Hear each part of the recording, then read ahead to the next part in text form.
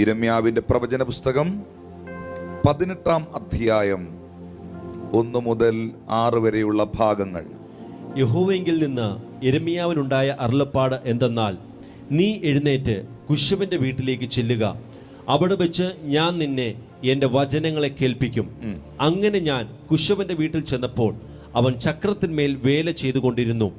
കുശവൻ കളിമണ്ണ് കൊണ്ടുണ്ടാക്കിയ പാത്രം അവൻ്റെ കയ്യിൽ ചീത്തയായിപ്പോയി. എന്നാൽ കുശവൻ അതിനെ തനിക്ക് തോന്നിയതുപോലെ മറ്റൊരു പാത്രമാക്കി തീർത്തു. അപ്പോൾ യഹോവയുടെ അരുളപ്പാട് എനിക്ക് ഉണ്ടായതെന്തെന്നാൽ, ഇസ്രായേൽ ഗൃഹമേ, ഈ കുശവൻ ചെയ്തതുപോലെ എനിക്ക് നിങ്ങളോട് ചെയ്യുവാൻ കഴിയുകയില്ലയോ എന്ന് യഹോവയുടെ അരുളപ്പാട്. ഇസ്രായേൽ ഗൃഹമേ, കളിമണ്ണ് കുശവന്റെ കയ്യിൽ ഇരിക്കുന്നത് പോലെ നിങ്ങൾ എൻ്റെ കയ്യിൽ ഇരിക്കുന്നു. കളിമണ്ണ് കുശവന്റെ കയ്യിൽ ഇരിക്കുന്നത് പോലെ നിങ്ങൾ എൻ്റെ കയ്യിൽ ഇരിക്കുന്നു എന്ന് യഹോവ അരുളി ചെയ്യുന്നു. യിരെമ്യാവിന്റെ പ്രവചന പുസ്തകത്തിനകത്ത് 52 അധ്യായങ്ങളും 680 വാക്യങ്ങളുമുണ്ട്. തിരുവെഴുത്തിലെ പഴയ നിയമ പുസ്തകങ്ങളിലെ 24-ാമത്തെ പുസ്തകമായ യിരെമ്യാവിന്റെ പ്രവചനം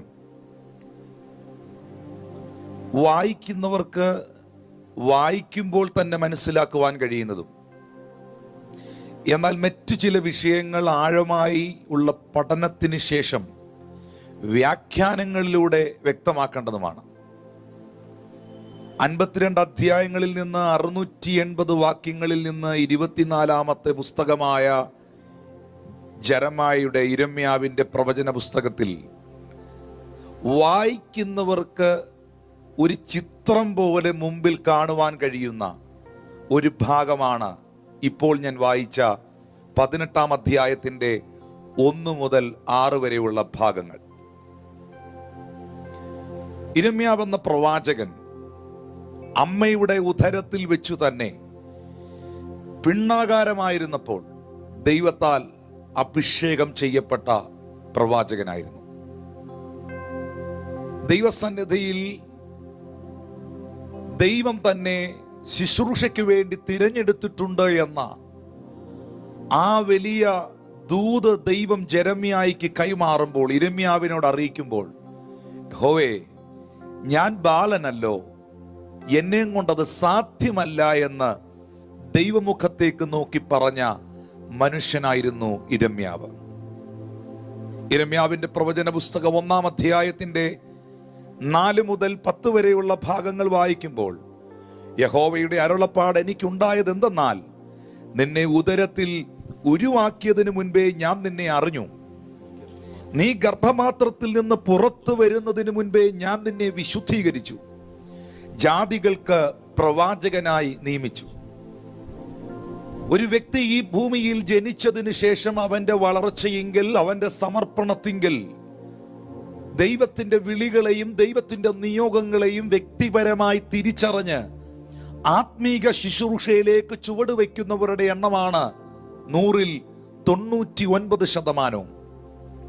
എന്നാൽ ഈ ഭൂമിയിൽ അമ്മയുടെ ഉദരഗ്രഹത്തിൽ നിന്ന് പുറത്തു വരുന്നതിന് മുൻപ് നിന്നെ രാജ്യങ്ങൾക്കും രാജാക്കന്മാർക്കും മീതെ ഞാൻ നിയമിച്ചു എന്നും, നിന്റെ അമ്മയുടെ ഉദരത്തിൽ വെച്ചു തന്നെ ഞാൻ നിന്നെ പ്രവാചകനായ അഭിഷേകം ചെയ്തെന്നും, നിന്റെ സമർപ്പണമോ പ്രാർത്ഥനയോ വിശ്വാസമോ ജീവിതമോ അതിനാധാരമല്ല, ഞാൻ നിന്നെ തിരഞ്ഞെടുത്ത് കഴിഞ്ഞു എന്നുള്ള വാർത്തയാണ് മറ്റുള്ളവരിൽ നിന്നും വ്യത്യസ്തമായ നിലയിൽ യിരെമ്യാവ് എന്ന പ്രവാചകനെ ലഭിച്ചത്.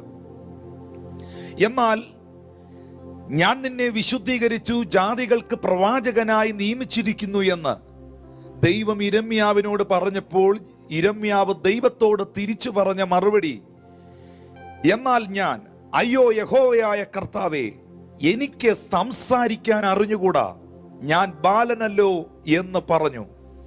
അതിന് യഹോവ അവനോട്, നീ ബാലനെന്ന് പറയരുത്, ഞാൻ നിന്നെ അയക്കുന്ന ഏവരുടെയും അടുക്കൽ നീ പോകുകയും ഞാൻ നിന്നോട് കൽപ്പിക്കുന്നതൊക്കെയും നീ സംസാരിക്കുകയും വേണമെന്ന് അറിയിച്ചു. ദൈവമേ, ഞാനൊരു ബാലകനാണ്, ഞാൻ ഒന്നുമില്ലാത്തവനാണ്, എനിക്ക് സംസാരിക്കുവാൻ അറിഞ്ഞുകൂടാ എന്ന് പറഞ്ഞപ്പോൾ യിരെമ്യാവിനോട് ദൈവം പറഞ്ഞത്, നീ അങ്ങനെ പറയരുത് എന്ന പദമാണ്. അതെ, പ്രധാന സന്ദേശത്തിലേക്ക് പരിശുദ്ധാത്മാവ് നമ്മെ കൊണ്ടുപോകുന്നതിന് മുൻപ് എഴുത്തുകാരനായ യിരെമ്യാവിനെ കുറിച്ച് 2 വാക്ക് നിങ്ങളോട് പറയാതെ അത് പറഞ്ഞാൽ പറയപ്പെടുന്ന കാര്യത്തിനൊരു ഉറപ്പുണ്ടാകില്ല. അതുകൊണ്ട് പറയരുതാത്ത കാര്യങ്ങൾ നാവുകൊണ്ട് പറയരുത് എന്ന ആഹ്വാനം യിരെമ്യാവിന് ദൈവം കൊടുത്തു. നിങ്ങൾക്കറിയുമോ, എനിക്ക് സംസാരിക്കുവാൻ അറിഞ്ഞുകൂടാ, ഞാൻ ബാലകനാണ്, ഞാൻ കഴിവുകെട്ടവനാണ് എന്ന് ദൈവസന്നിധിയിൽ പറഞ്ഞ യിരെമ്യാവിനെയും കൊണ്ട് തൻ്റെ പേരിൽ തന്നെ നിൽക്കുന്ന പ്രവചന പുസ്തകമായ യിരെമ്യാവിന്റെ പ്രവചന പുസ്തകത്തിൽ 52 അധ്യായങ്ങൾ ആത്മാവ് തന്നെ കൊണ്ട് എഴുതിച്ചു. 1 രാജാക്കന്മാരുടെ പുസ്തകം, 2 രാജാക്കന്മാരുടെ പുസ്തകം യിരെമ്യാവാണ് എഴുതിയിരിക്കുന്നത്. അതെ, രാജാക്കന്മാരുടെ പുസ്തകം ആരാണ് എഴുതിയത് എന്ന ചോദ്യം നിങ്ങൾ ആഴമായി പഠനം നടത്തിയാൽ അത് യിരെമ്യാവാണ് രാജാക്കന്മാരുടെ പുസ്തകങ്ങൾ എഴുതിയിരിക്കുന്നത്. 1 രാജാക്കന്മാരുടെ പുസ്തകം 22 അധ്യായങ്ങളുണ്ട്. 2 രാജാക്കന്മാരുടെ പുസ്തകം 25 അധ്യായമുണ്ട്.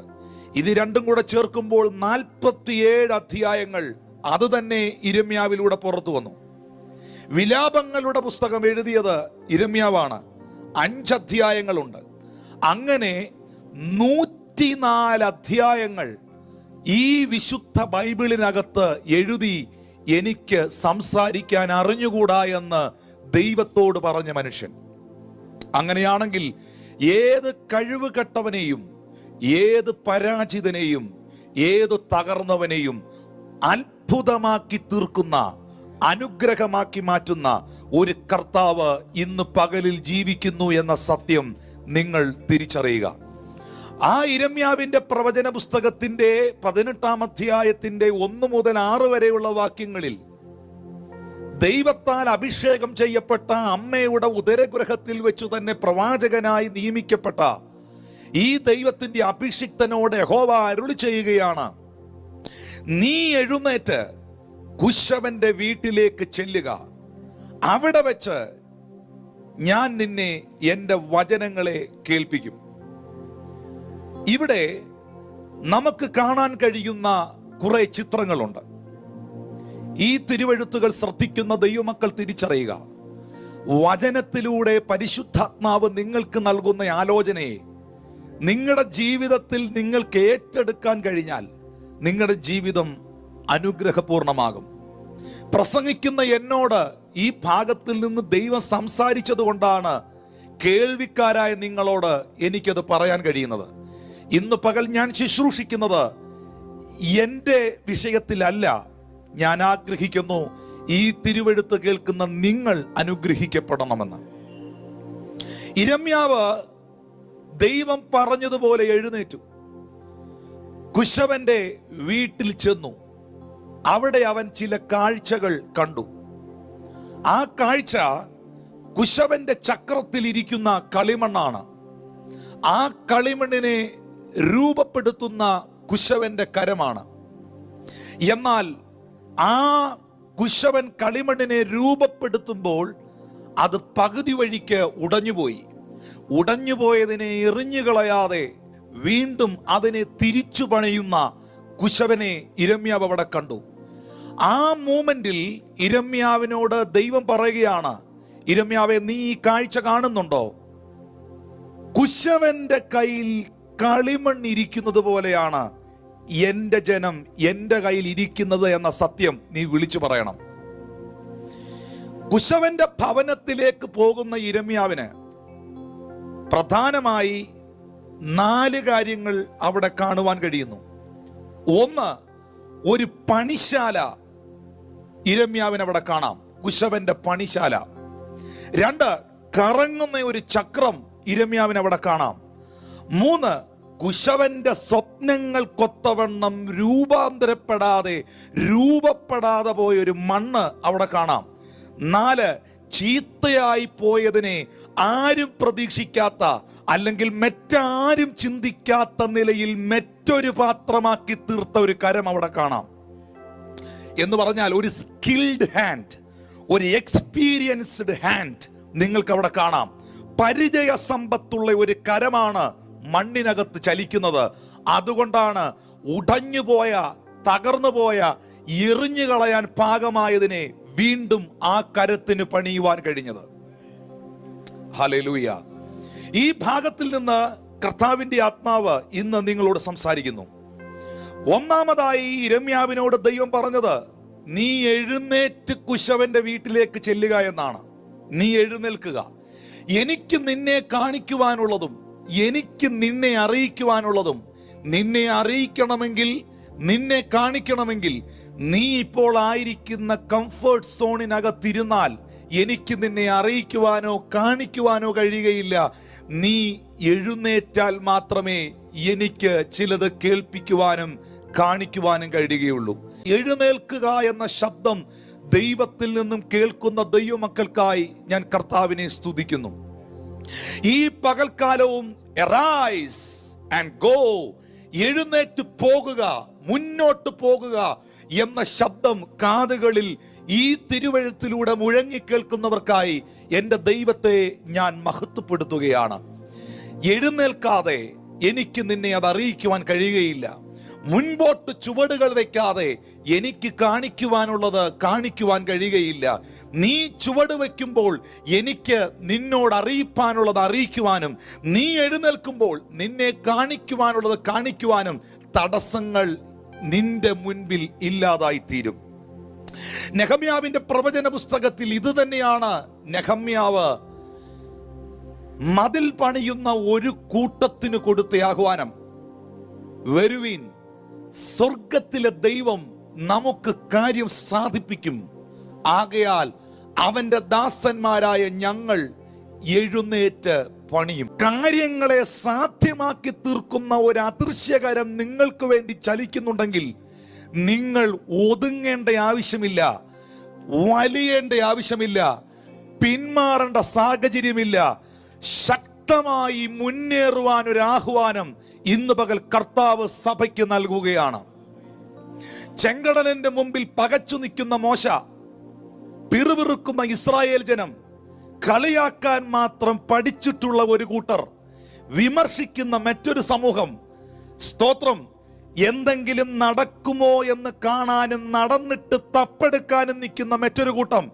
ഇതിന്റെ നടുവിൽ മോശയോട് ദൈവം പറയുന്നു, മുന്നോട്ട് പോകാൻ കഴിയത്തില്ലെന്നുള്ള സാഹചര്യമാണ് നിനക്കെങ്കിലും, ചെങ്കടൽ നിന്റെ മുമ്പിൽ ആർത്തു വിളിക്കുന്നുണ്ടെങ്കിലും, വഴികൾ നിന്റെ മുമ്പിൽ നീ കാണുന്നില്ലെങ്കിലും, അന്നും ഇന്നും എന്നും എൻ്റെ ജനത്തോട് എനിക്ക് പറയാനുള്ളത്, മോശേ എഴുന്നേൽക്ക, നീ മുന്നോട്ട് പോകുക. Go forward. എങ്ങോട്ട് പോകാൻ എന്നൊരു ചോദ്യം മോശയുടെ മുൻപിലുണ്ട്. മുന്നോട്ട് പോകുവാൻ പറഞ്ഞത് ഞാനാണെങ്കിൽ, മോശയെ നീ കാണാത്ത വഴികൾ എൻ്റെ പക്കലുണ്ട്. മുന്നോട്ട് പോകുവാൻ പറഞ്ഞത് ഞാനാണെങ്കിൽ നിനക്കറിയാത്ത വഴികൾ എൻ്റെ കൈവശമുണ്ട്. ഇന്ന് പകൽ ജീവിതം നിരാശപ്പെട്ട് വ്യത്യസ്തമായ സാഹചര്യങ്ങളുടെ നടുവിൽ ആത്മിക വിഷയത്തിലോ സാമ്പത്തിക വിഷയത്തിലോ കുടുംബജീവിതത്തിലോ ബിസിനസ്സിലോ ജീവിതത്തിൻ്റെ ഏതെങ്കിലും മേഖലകളിലോ മനസ്സിനകത്ത് നിരാശ കടന്നുകൂടി തെല്ലും മുന്നേറുവാൻ കഴിയാതെ തകർന്നിരിക്കുന്ന ആരെങ്കിലും എന്നെ കേൾക്കുന്നുണ്ടെങ്കിൽ, യിരെമ്യാവിൻ്റെ കാതിൽ മുഴങ്ങിയ ദൈവശബ്ദം ഇന്ന് പകൽ നിന്റെ കാതിൽ മുഴങ്ങട്ടെ. എഴുന്നേൽക്ക, റൈസ്. എന്നെ കേൾക്കുന്നവരെ, പ്രവാചകനായ യെശയ്യാ പറയുന്നു, എഴുന്നേറ്റ് പ്രകാശിക്ക, നിന്റെ പ്രകാശം വന്നിരിക്കുകയാണ്. അന്ധകാര ഭൂമിയെയും കൂരിരുട്ട് ജാതികളെയും മൂടുമ്പോൾ നിന്റെ മേൽ യഹോവയുടെ വെളിച്ചം, പ്രകാശം വന്നു കഴിഞ്ഞിരിക്കുന്നു. അതെ, ദൈവത്തിന് എന്നോട് അറിയിപ്പാനുള്ളത്, ദൈവത്തിന് എന്നെ കാണിപ്പാനുള്ളത് കാണിക്കണമെങ്കിൽ, അതറിയിക്കണമെങ്കിൽ ഞാൻ ആയിരിക്കുന്ന ചില പരിമിതികളെയും സാഹചര്യങ്ങളെയും വിട്ട് ഞാൻ എഴുന്നേൽക്കുവാൻ തയ്യാറാകണം.